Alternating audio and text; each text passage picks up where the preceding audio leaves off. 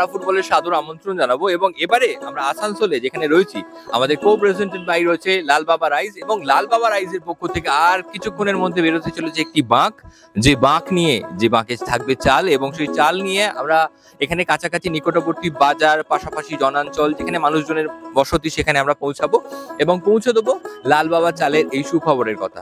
কারণ স্বাদ এবং স্বাস্থ্য যদি আপনি দুটোই একসাথে পেতে চান, আপনাকে খেতে হবে লাল বাবা রাইস। চালের গল্পে যদি খোঁজেন প্রেম, বাসন্তী সুবাসে মন হারিয়ে খোঁজেন, বিরিয়ানি হোক কিংবা সাদা ভাত, লাল বাবা বাসমতিতেই মেলে সেই স্বাদ।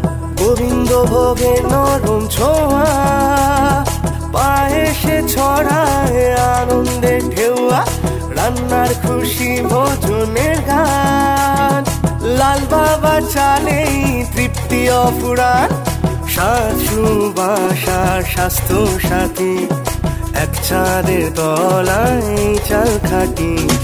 বাংলার ঘরে ঘরে প্রতিদিনকার লাল বাবা চালেই হয় আসল সংসার, বাংলার ঘরে ঘরে প্রতিদিনকার লাল বাবা চালেই হয় আসল সংসার।